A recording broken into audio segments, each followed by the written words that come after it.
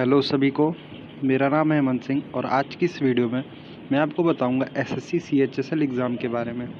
ये एग्ज़ाम क्या है और कब कब इसका एग्ज़ाम होता है, क्या सिलेबस है, क्या पोस्ट होते हैं, सब कुछ इस वीडियो में आपको पता चलेगा। तो चलिए शुरू करते हैं।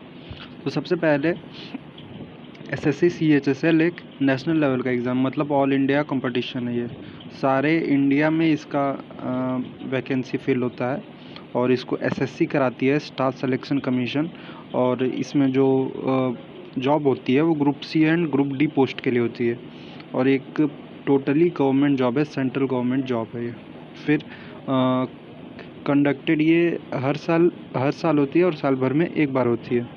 और बात करें इसके टोटल कंप्लीशन की कि एक एग्ज़ाम कितने टाइम में कंप्लीट हो जाता है, तो आप मान के चलिए कि इसमें टीयर 1 टीयर 2 होता है, तो दोनों मिला के आपको लगभग 10 से 12 महीने का समय लग जाता है। बात करें एलिजिबिलिटी की, तो कम से कम एज 18 होनी चाहिए और ज़्यादा से ज़्यादा आप नॉर्मली 27 साल होनी चाहिए।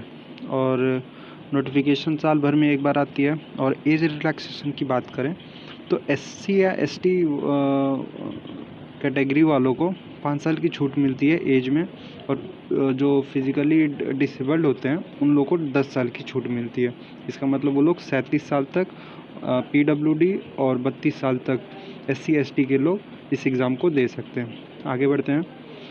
बात करें एजुकेशन क्वालिफ़िकेशन की, तो आपको 12th पास होना चाहिए।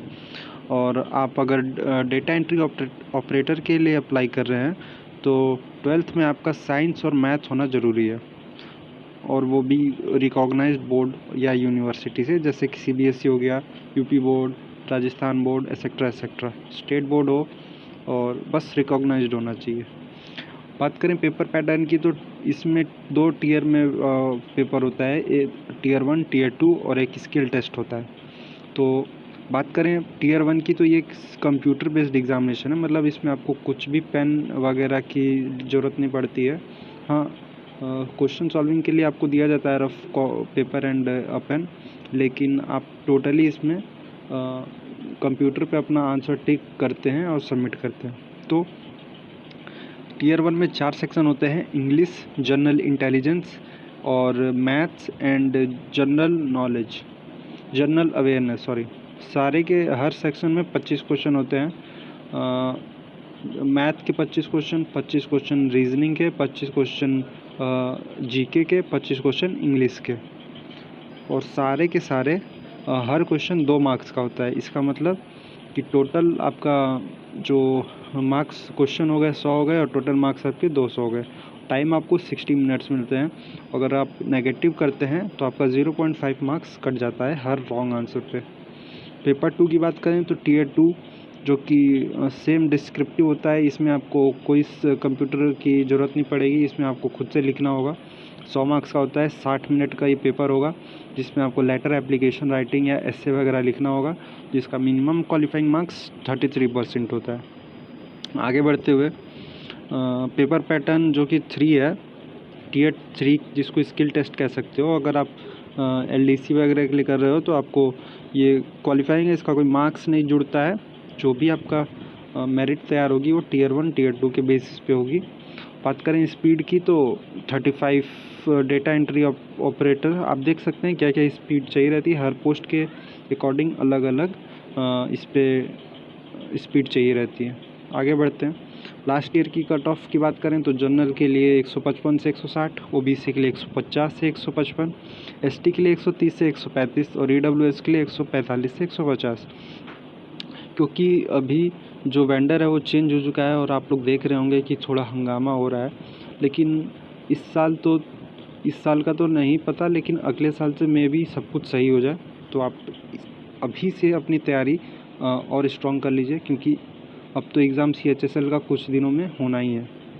आगे बढ़ते हैं। सीएचएसएल एग्ज़ाम जो कि टीयर 1 का ओवरऑल सिलेबस है, ये सिलेबस आप अगर नोटिफिकेशन से देखोगे तो ज़्यादा बेहतर होगा, क्योंकि एक वीडियो में पूरा सिलेबस करना पॉसिबल नहीं है। अगर आप चाहो तो कमेंट करना, मैं दूसरी वीडियो उस पर स्पेसिफिकली सिलेबस पे बनाऊंगा। फिर बात करें टीचर्स की, तो सबसे बढ़िया टीचर, अगर आप कोई बैच ले लो, जो भी जिससे भी आप पढ़ना चाहते हो, अगर आप बैच ले लोगे तो आप थोड़ा कंसिस्टेंट रहोगे। अगर आप बैच नहीं लेते हो तो आप जगह जगह से पढ़ोगे और फिर आपका कोई फ़्लो नहीं बनेगा और आपका सिलेबस कंप्लीट नहीं हो पाएगा टाइम पे, ना ही रिवीजन हो पाएगा, जिससे कि आपका टाइम वेस्ट होगा। तो मैं कहूँगा आप एक कोई बैच ले लो किसी भी टीचर का, लेकिन बैच लेना ज़रूरी है।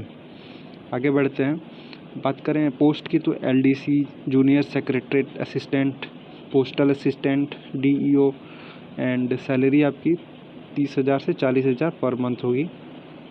जॉब स्टेबिलिटी, जाहिर सी बात है गवर्नमेंट जॉब है तो अलाउंस भी है, मेडिकल बेनिफिट और पेंशन का भी है कुछ। तो एट द एंड मैं कहूँगा good luck for your next year exam. अगर आप इस साल दे रहे हो तो अच्छा करना। कुछ 4 पॉइंट्स हैं, बिलीव इन योर सेल्फ, अपने आप पे विश्वास रखो, स्टे फोकस्ड, अपने लक्ष्य की ओर फोकस रहो और मेहनत करते रहो, सक्सेस तुम्हारी होगी। और बस इतना ही है, बाकी मिलते हैं अगली वीडियो में, तब तक के लिए जय हिंद।